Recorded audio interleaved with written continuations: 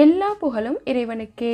Hello friends, welcome to Kilakarai kitchen. இன்றைக்கி நம்ம சேனலில் கமன்னு ரொம்ப டேஸ்டியான ஒயிட் குஸ்கா எப்படி செய்யலான்னு தான் பார்க்க போகிறோம். வீடியோக்குள்ளே போகிறதுக்கு முன்னாடி இப்போ தான் நம்ம சேனலில் ஃபர்ஸ்ட் டைம் பார்க்குறீங்கன்னா மறக்காமல் சப்ஸ்கிரைப் பண்ணிவிட்டு கூடவே பக்கத்தில் இருக்க பெல் ஐக்கானையும் கிளிக் பண்ணிக்கோங்க. இப்போ வாங்க வீடியோக்குள்ளே போகலாம்.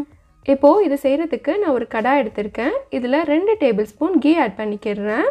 இது கூடவே 1 டேபிள் ஸ்பூன் கோகோனட் ஆயில் சேர்த்துக்கிறேன். இப்போது நம்ம சேர்த்த கீயும் ஆயிலும் நல்லா சூடானதுக்கப்புறம் இதில் 3 பிரியாணி இலை, 3 பட்டை, 3 கிராம்பு, 3 ஏலக்காய் சேர்த்துக்கிறேன். இன்றைக்கி இந்த ஒயிட் குஸ்கா 1/2 கிலோ அரிசிக்கு தக்கன செஞ்சு காமிக்க போகிறேன். ஸோ அதுக்கு தக்கன நான் ஸ்பைசஸ் சேர்த்துருக்கேன். இப்போது இந்த ஸ்பைசஸ் எல்லாமே நல்லா பொரிஞ்சு மணம் வந்ததுக்கப்புறம் இதில் கட் பண்ணி வச்சுருக்கிற 2 மீடியம் சைஸ் பல்லாரி வெங்காயத்தை சேர்த்துக்கிறேன். வெங்காயம் ரொம்ப பொரிஞ்சிடக்கூடாது, கலர் சேஞ்ச் ஆயிரும். இது ஒரு கண்ணாடி பதம் வர வரைக்கும் வதக்கினா போதும். நம்ம பிரியாணி செய்கிறதுக்கு வெங்காயத்தை நல்லா முருகலாக பொரிய விடுவோம். பட் இதுக்கு அந்த மாதிரி செய்யக்கூடாது. இப்போது வெங்காயம் இந்த அளவுக்கு வதங்கினதுக்கப்புறம் இதில் 2 கொத்து கருவேப்பிலையும் 2 பச்சை மிளகாயும் சேர்த்துக்கிறேன். பச்சை மிளகாயோட சென்டரில் இந்த மாதிரி கீரல் போட்டு சேர்த்துக்கோங்க. இங்கே நான் எடுத்துருக்கிறது கொஞ்சம் பெரிய சைஸ் பச்சை மிளகாய். இதுவே உங்களோடது சின்னதாக இருந்துச்சுன்னா 3 அல்லது 4 ஆட் பண்ணிக்கோங்க. இப்போது கருவேப்பிலையும் பச்சை மிளகாயும் லைட்டாக வதங்கினதுக்கப்புறம் அடுத்ததாக இதில் ஃப்ரெஷ்ஷாக அரைச்ச 1 டேபிள் ஸ்பூன் இஞ்சி பூண்டு பேஸ்ட் ஆட் பண்ணிக்கிறேன். இஞ்சி பூண்டு சேர்த்ததுக்கப்புறம் இதோட ராஸ்மெல் போகிற வரைக்கும் நல்லா வதக்கி விட்டுக்கோங்க. இதில் நம்ம மசாலா எதுவுமே சேர்க்க போகிறதில்ல. ஸோ அதனால் இஞ்சி பூண்டை நல்லா ஃப்ரெஷ்ஷாக அரைச்சி ஆட் பண்ணிக்கோங்க. அப்போ தான் நல்ல மணமாக இருக்கும். அடுத்து இதில் கட் பண்ண ஒரு மீடியம் சைஸ் தக்காளியை சேர்த்துக்கிறேன்.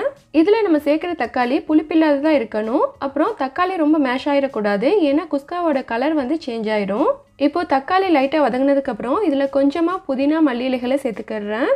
இப்போ நம்ம சேர்த்த புதினாவும் மல்லியும் நல்லா மணம் வர வரைக்கும் வதக்கி விட்டுக்கலாம். பட் எதுவுமே நல்லா குழஞ்சிடக்கூடாது. அடுத்து இது கூட புளிப்பில்லாத கெட்டி தயிர் 1/4 கப் அளவு சேர்த்துக்கிறேன்.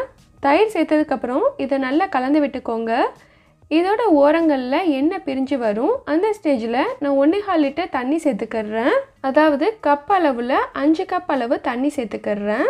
இதை நீங்கள் கப் அளவுகளில் பார்த்தீங்கன்னா 2.5 கப் அளவு அரிசிக்கு 5 கப் அளவு தண்ணி சேர்த்துக்கிறேன். இப்போது இதை மூடி போட்டு நல்லா கொதிக்க வச்சுக்கிடலாம். இந்த குஸ்கா நான் இன்றைக்கி பாஸ்மதி ரைஸில் தான் செஞ்சுருக்கேன். ஸோ 1/2 கிலோ அரிசியை வாஷ் பண்ணிவிட்டு 1/2 மணி நேரம் தண்ணியில் ஊற வச்சுருக்கேன். இப்போது தண்ணி நல்லா கொதித்து மணம் வருது. நம்ம மூடியை ஓப்பன் பண்ணிவிட்டு இதை ஒரு தடவை நல்லா கலந்து விட்டுக்கலாம். இந்த ஸ்பைசஸோட ஃப்ளேவர் எல்லாமே தண்ணியில் நல்லா இறங்கி கமன்னு இருக்குது. அடுத்து இதில் நம்ம ஊற வச்சு வச்சுருக்கிற ரைஸை சேர்த்துக்கலாம். இந்த குஸ்கா பிரியாணி ரைஸில் தான் செய்யணும்னு கிடையாது. நம்ம சீரா சம்பா ரைஸ்லேயோ இல்லைனா நார்மல் குக்கிங் ரைஸ்லேயோ கூட செய்யலாம். அடுத்து இதுக்கு தேவையான அளவு சால்ட் சேர்த்துட்டு இதை கலந்து விட்டுக்கிறேன். இந்த குஸ்கா செய்கிறது ரொம்பவே ஈஸி. நம்ம இதில் மசாலா எதுவுமே சேர்க்கலை. ஸோ மசாலா விரும்பாதவங்க இந்த மாதிரி குஸ்கா செய்யலாம். இப்போது இதை மூடி போட்டு நம்ம வேக வச்சுக்கிடலாம். ரைஸ் சேர்த்துட்டு இது நல்லா கொதிச்சதுக்கப்புறம் ஒரு தடவை மூடியை திறந்து நல்லா கலந்து விட்டுக்கோங்க.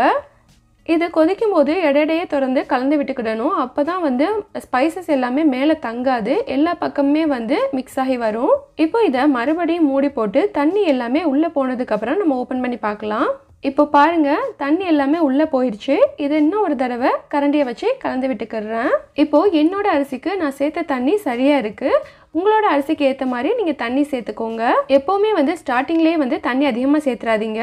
ஸோ ஒவ்வொரு அரிசிக்கு ஏற்ற மாதிரி தண்ணி வேரி ஆகும். ஸோ தேவைப்பட்டால் நம்ம இந்த ஸ்டேஜில் ஆட் பண்ணிக்கிடலாம். சிம்பிளாக செய்யக்கூடிய இந்த குஸ்காவை ஒரு தடவை சமைச்சு சாப்பிட்டு பார்த்தீங்கன்னா அடிக்கடி இந்த மாதிரி தான் செய்வீங்க. இப்போது லாஸ்ட்டாக நான் மூடி போட்டு தீயை லோ ஃப்ளேமில் 10 நிமிஷம் வச்சுட்டு ஸ்டவ்வை ஆஃப் பண்ணிடுறேன். இப்போது ஓப்பன் பண்ணி பார்க்கலாம். நல்லா கமன்னு குஸ்கா நல்லா பர்ஃபெக்டாக வந்திருக்கு. இது கூட chicken kurma, mutton kurma, beef gravy வச்சு சாப்பிட்றதுக்கு அட்டகாசமாக இருக்கும். ஓகே ஃப்ரெண்ட்ஸ், இந்த ரெசிபியை நீங்களும் வீட்டில் ட்ரை பண்ணி பார்த்துட்டு உங்களோட ஃபீட்பேக்கை சொல்லுங்கள். அண்ட் இந்த வீடியோ பிடிச்சிருந்தா please like, comment, share and subscribe my channel. Thank you.